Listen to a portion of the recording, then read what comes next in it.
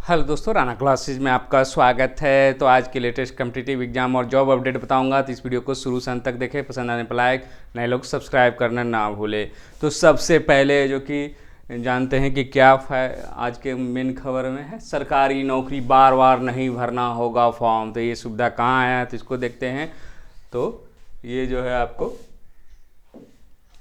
संघ लोक सेवा आयोग मतलब यूपीएससी की परीक्षाओं के लिए अब आवेदन फॉर्म बार बार नहीं भरना पड़ेगा।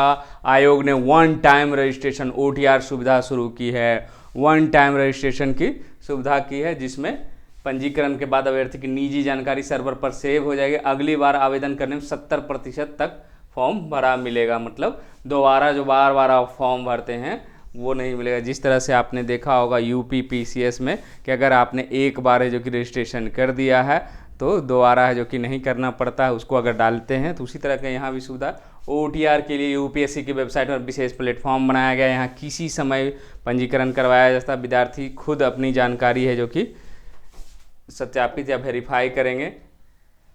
बचेगा समय, गलतियां होगी कम। तो आयोग के अनुसार इससे अभ्यर्थियों का समय बचेगा व गलती होने की आशंका भी कम होगी। आयोग हर साल सिविल सेवा परीक्षा आयोजित करता है। इसके लिए 3 चरण होते हैं, पीटी, मेंस और इंटरव्यू। इनके जरिए भारतीय प्रशासनिक सेवा, विदेश सेवा, पुलिस सेवा, अन्य सेवाओं के अधिकारी चुने जाते हैं। ईडब्ल्यूएस को 6 और दिव्यांग को 9 मौके। जैसा कि आप जानते हैं कि ईडब्ल्यूएस को जो है आपको 9 मौके हैं। यहाँ पर क्या है, ईडब्ल्यूएस को सामान्य और को 6 है, ओबीसी व बेंचमार्क दिव्यांग को 9 मार्क, एससी एसटी को असीमित। प्रयास का मतलब आवेदन करने के अभ्यर्थी ने प्रीलिमिनरी चरण के कम से कम एक पेपर की परीक्षा दी हो। जो प्रयास मतलब होता है कि जैसे आप लोग जो बहुत सारे लोग कहते हैं कि फॉर्म भरने से नहीं होगा। कम से कम अगर पीटी अगर आपने परीक्षा दे दिया है तो फिर है जो कि आपको प्रीलिमिनरी चरण का एक भी दे दिए, मान लीजिए कि आपने जो फर्स्ट सिटिंग जो परीक्षा होती है, चाहे सी सेट हो चाहे जीएस हो, उसको आपने दे दिया और दूसरा नहीं दिया, फिर भी माना जाएगा कि आप परीक्षा में बैठे। बैठने का मतलब हो गया, भाग लेने का मतलब हो गया कि परीक्षा आपने अपीयर्ड हुआ। फॉर्म भरने से नहीं हुआ, फॉर्म भरकर आप नहीं गए तो गिनती नहीं होगी। तो अनिर्धारित समय से ज़्यादा प्रयास किए तो घोषित होंगे आयोग। आयोग ने कहा कि सिविल सेवा कोई अभ्यर्थी कितनी बार यह गिनना खुद अभ्यर्थी की प्राथमिक जय, अन्यथा परीक्षा के दौरान किसी भी चरण में अगर जाँच में पाया जाता है तो वो 10 साल के लिए जो कि रोक लगा दिया जाएगा। मतलब एक तो सुविधा दिया यूपीएससी ने कि आप है जो कि एक वन टाइम रजिस्ट्रेशन करें, वो कभी भी कर सकते हैं। और आपको फॉर्म भरने के समय मात्र 30% ही है जो कि भरना पड़ेगा, ऐसा नहीं कि आपको बार बार वही भरना पड़ेगा। अब आते हैं दूसरी खबरों पर।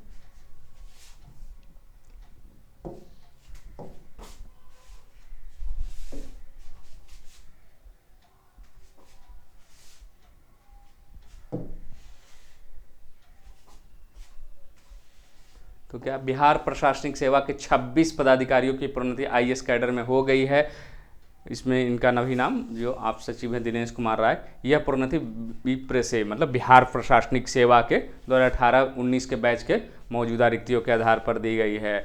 नई दिल्ली स्थित जो केंद्रीय कार्मिक ने जो कि विभाग ये दिया है।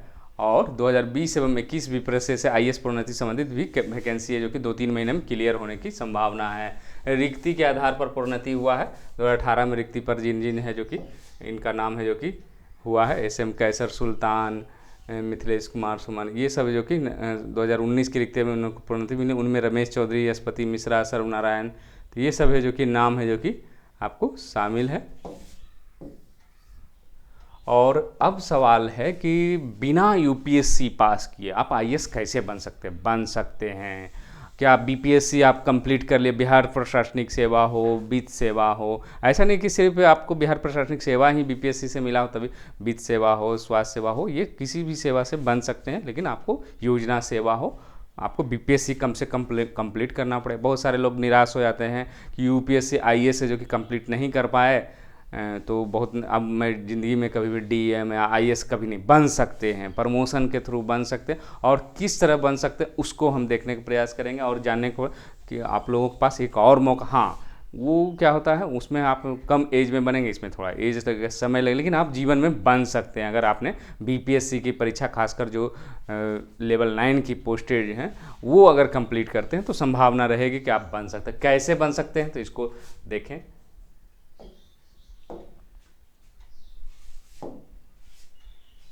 तो इसको बनने का क्या प्रोसेस है उसको देखते हैं।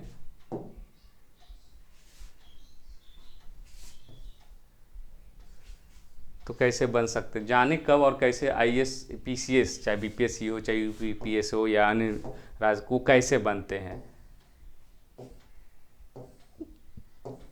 तो आईएएस अधिकारी जो होता है वो आईएएस और पीसीएस के बीच निर्णायक शक्ति जिम्मेदारों सुविधाओं का काफ़ी अंतर है, आप लोग भी जानते हैं। मेनली पॉइंट पर आते हैं। शुरुआती में अगर आप बीपीएससी में या यूपीपीएससी में आते हैं तो एसडीसी बनते हैं, एसडीएम बनते हैं। उसके बाद आपको प्रमोशन होता है। जैसे आप जैसे ही ज्वाइन करते हैं तो लेवल 9 मिलती है बिहार में। बिहार के नीचे तो सीनियर डिप्टी कलेक्टर या कुछ में अनुमंडल पदाधिकारी, अपर अनुमंडल पदाधिकारी बना दिया जाता है। तो लेवल 9 आता है। लेवल 9 से आपको फिर लेवल 11 आना पड़ेगा, लेवल 12 आना पड़ेगा, लेवल 13, लेवल 13A, लेवल 14। जैसे ही आप 14 में आप प्रमोशन पाएंगे, लेवल 14 में, तो आप है जो कि प्रमोशन ले सकते हैं। हालांकि ये हर राज्य का स्थिति ऐसा नहीं कि सिर्फ बिहार वाले बनेंगे, जो जितने भी राज्य हैं वहाँ से भी बनते हैं ये। और ये जो है आपको इसमें 15 से 20 साल कम से कम है जो कि, हाँ, जहाँ तेज़ी से जिस सेवा में हो रही है उनको फ़ायदा है। और क्या है, हर राज्य की है जो कि अलग अलग, कहीं 20 साल लगते हैं, कहीं से भी ज़्यादा बनते हैं। क्या नियम है उसको प्रशासक के पास है जो कि, मतलब जो अधिकारी हैं बीपीएससी के, मान ली बीपीएससी का ही उदाहरण ले रहा हूँ, बिहार प्रशासन, उनको पर कोई आरोप पत्र गठित नहीं होना चाहिए। चयनित अभ्यर्थियों की उम्र जो है, जो व्यक्ति हैं अधिकारी जो हैं, उनकी एज कितनी होनी चाहिए, तो उनकी एज जो है 54 साल से कम होनी चाहिए प्रमोशन होते। यहीं पर मामला है जो कि फंस जाता है। कई लोगों की प्रमोशन तो मिलती है लेकिन पता चला कि 55 बरस हो गया, लेवल 14 मिलते मिलते, तो ये क्या हो गया, ये ख़त्म हो जाएगा, ये आपको पात्रता में नहीं है। यदि किसी अधिकारी नियुक्त अपनी अनिच्छा व्यक्त उन्हें नई सूची में शामिल नहीं किया, ज़बरदस्ती नहीं करना है, उनकी इच्छा होगी तभी। समिति पूरी तरह सूचीबद्ध करने के सेवा के रिकॉर्ड की जांच करेगा। पूरा रिकॉर्ड है जो कि आपका जांच करेगा कि आपका चयन समिति है जो कि उत्कृष्ट, बहुत अच्छा और अनफिट के रूप में वर्गीकृत कर, वे अधिकारी के ऑफ ऑन रिकॉर्ड दस्तावेजों को आकलन करते हैं। उत्कृष्ट अधिकारियों मतलब जिसका एक्सीलेंट, जैसे PAR जो होता है गोपनीय रिपोर्ट, उसको मैं आगे बताऊंगा क्या होता है, ये सभी कर्मचारियों के लिए होता है। तो ये जो है अगर एक्सीलेंट है तो ज़्यादा संभावना रहता है।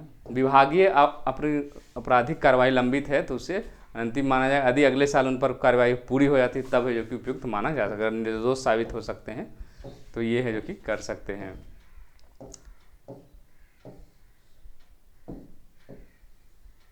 तो ये जो है प्रक्रिया है जो कि आपको है। और बिहार में टोटल IAS की पद कितनी है, तो टोटल जो है पद जो है आपको 324 है स्वीकृत पद। आप सोच सकते होंगे कि ये IAS का काम क्या है। बिहार में 38 ज़िले हैं। IAS का मतलब लोग समझते हैं जनरली DM, बाकी लोग नहीं समझते, जो बाहरी हैं, जो जॉब में हैं या वो जानते हैं। लेकिन ये 38 के अलावा उनको लगता है DM के अलावा और कौन IAS हो सकता है। लेकिन 324 पद हैं बिहार में। अभी कितने लगभग कार्यरत हैं, 252। 30 क्या है, केंद्रीय प्रतिनियुक्ति पर होते, मतलब बिहार कैडर में है। 30 से जो कि मतलब यहाँ अभी भी है जो कि काफ़ी कमी है। 252 IAS ही हैं। IAS का मतलब जितने जो विभाग हैं आपके 46 विभाग हैं उसमें सचिव रहते हैं, IAS रहते हैं, उप सचिव रहते हैं, मुख्य सचिव होते हैं, अपर मुख्य सचिव होते हैं, प्रधान सचिव, ये सब सारे क्या होते हैं IAS एडमिनिस्ट्रेटिव, उनको पावर दिया जाता है। आप जानते हैं कि IAS को काफ़ी पावर होता है। तो ये जो है बिहार में टोटल स्वीकृत है। और ये एक तरह से कहिए ये सीमित पर ये रहती है। और ये प्रक्रिया जो है BPSC से ये अपने आप नहीं होती। इसकी प्रक्रिया क्या है कि राज्य सरकार क्या होता है, UPSC को मतलब केंद्र सरकार को सूची भेजती है कि ये लीजिए, हमने है जो कि ये क्राइटेरिया जो है 54 बरस वाला और जो सर्विस रिकॉर्ड है ये आपको मैंने भेज दिया। अब वहाँ से जो जितनी सीटें रहती है, जिस राज्य की जितनी वैकेंट सीट, ऐसा नहीं कि सारे लोगों को बना दिया जाए। मान लीजिए कि प्रमोशनल पद जितनी परसेंटेज में रहेगी उतना ही है जो कि प्रमोशन दिया है। तो उस क्राइटेरिया में है जो कि मान लीजिए 50 की लिस्ट गई, 15 सीट खाली है, जो टॉप में है 15 में सीनियरिटी रैंकिंग में, क्योंकि सीनियरिटी फिर कैसे तय होगी, तो BPSC की रैंकिंग थी, तो उसके आधार पर है जो कि आपको ये फिर राज्य है जो कि भेजते हैं। फिर वही है जो कि फिर UPSC है जो कि देता है कि आपका प्रमोशन हो गया, ये लीजिए लिस्ट। तो वही है जो कि जारी हुआ है। तो ऐसा निराश नहीं होना कि जो IAS नहीं बने हैं, परीक्षा दिए नहीं बने हैं, वो BPSC से नहीं बन सकते हैं, लेकिन उसके लिए तेज़ी से प्रमोशन होना भी ज़रूरी है।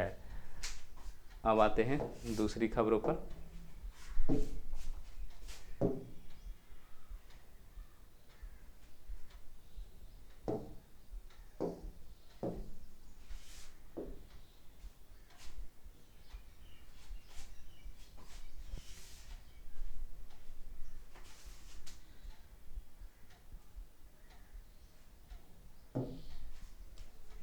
और ये जो झारखंड से खबर है, आपको झारखंड के प्रारंभिक स्कूलों में सहायक आचार्यों के 50,000 और 6 नए कॉलेज के असिस्टेंट प्रोफेसर प्राचार्य के 174 नए पदों का सृजन कर दिया गया। 2-3 दिन पहले ही अखबारों में दिया गया था सृजन क्या, सृजन मतलब नए पद जुड़ेंगे, ये पहले पद नहीं थे, इसकी नई बहाली होगी। और नहीं वहीं नव सृजित 134 प्राथमिक स्वास्थ्य केंद्र के लिए 1990 डॉक्टर व पारा मेडिकल कर्मी के भी पद का सृजन किया गया। मतलब ये जो पद हैं टीचर के अलावा भी जो है ये भी पद 1990 डॉक्टर, पारा मेडिकल कर्मी, जैसे इसमें आ गए एक्सरे टेक्नीशियन, लैब टेक्नीशियन, बहुत सारे पद जो हैं इसमें आते हैं पारा मेडिकल कर्मियों के। और ये कैबिनेट की बैठक हुई थी, उसी में मंजूरी मिला था। और भी प्रस्ताव को है जो कि झंडी मिला था वो दिया हुआ है। तो ये अच्छी खबर है झारखंड के लिए कि आपको डॉक्टर के भी और पारा मेडिकल कर्मी के भी नए पद जुड़े हैं और 50,000 है जो कि, और इसकी उम्मीद है पहले चरण में 27,000 पदों की विज्ञापन है जो कि जल्द है जो कि जारी हो सकती है। प्रारंभिक स्कूलों का है ये। उसके बाद आते हैं दूसरी खबरों पर।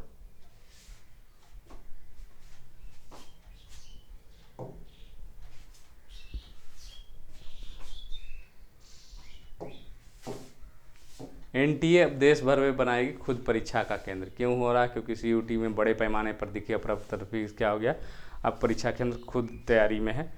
जेई मेंस, नीट, अब सीयूटी जैसी बड़ी परीक्षाएं एनटीए के लिए स्थायी सुगम हो जाएगा। एनटीए से जुड़े अधिकारियों के मुताबिक देश भर में अपने खुद के परीक्षा केंद्र बनाने की योजना पर वे पहले से काम कर रहे हैं। बतौर ट्रायल जो कि एक परीक्षा केंद्र है जो कि बनाया गया। सीयूटी जो परीक्षा बार बार जो रद्द हो रही है और इसीलिए है जो कि ऐसा हो रहा है। अब आते हैं बीएसएससी पर, क्योंकि अरवल ज़िला का बहुत सारे लोग राजस्व कर्मचारी कर रहे थे, वो लिस्ट आ गई है, कल गाइड की जो कि आपको आ गई कि आपको 25 और 26 को डिवीजन लाना, उसके बाद आपकी डेटें निकलने शुरू हो जाएगी। हाँ, कुछ अभ्यर्थियों को मैंने देखा कि वो कह रहे थे कि कोई अपडेट नहीं आता है, आपको पर डिपेंड था। तो मेरा यही कहना है, मैं शुरू से जब से रिजल्ट निकला, अब आपको न्यूज़ बहुत कम मिलेंगे, क्योंकि मैं तो कुछ दे भी रहा हूँ। और आप सब देखें बीएसएससी जो चलाते थे सिर्फ इंटर लेवल, वो सारे बंद हो गए हैं लगभग, कुछ कुछ कभी कभी डालते हैं, तो मतलब उनको व्यू नहीं मिलेगा तो निश्चित रूप से बंद होंगे। या कहीं अगर वो ज्वाइन कर लिए होंगे तो उनको असलियत पता चलेगा कि नौकरी के बाद कैसे वीडियो बनाया जाता है।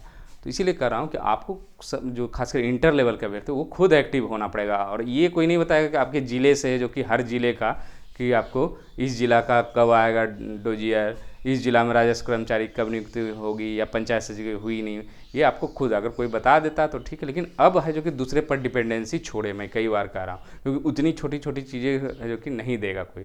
मैं इसलिए दे देता हूँ क्योंकि जहाँ मेरे पास जो भी अपडेट आता है वो देता हूँ, जो नहीं आती वो नहीं दे पाता हूँ। लेकिन जो भी ज़िले का आता है, अगर अरवल का जैसे आया है तो देख लें। अब कोई अरवल वाले भी ना देखे अपना, ना पेपर देखे, ना कुछ देखे, सिर्फ कहे कि आपने बताया नहीं, तो ये थोड़ा सा गलत बात है। आप लोग है जो कि अब जो है, चाहे वो जल संसाधन वाले हों या कला संस्कृति, आप खुद भी अपडेट, क्योंकि अब आपको नौकरी करनी है। अब उसकी संख्या बल ज़्यादा नहीं है कि आपको यूट्यूब पर वीडियो मिलेगा स्पेशल कि ये आएगी। अब थोड़ी सी क्योंकि आप लोगों की आदत हो गई है कि हर चीज़ का इन्फॉर्मेशन मिलता था, लेकिन अब छोटी छोटी चीज़ों को नहीं मिलेगा, क्योंकि आपको खुद ही एक्टिव रहना पड़ेगा और खुद ही जॉब करना, दूसरा कोई तो आपके बदले करेगा नहीं। तो आप लोग डिपेंडेंसी छोड़े, खुद ही एक्टिव जॉब, आपको पता है कि आने वाली तो हर रोज़ है, जो कि कम से कम अखबार को देखें, कहीं कोई नोटिस में तो नहीं है, वेबसाइट चेक करें, अगर नहीं हो तो विभाग को फ़ोन करें, नहीं हो तो विभाग जाएँ। तो ये सब आपको करना पड़ेगा और दूसरा कोई आपके लिए नहीं करेगा। तो इसी के साथ धन्यवाद।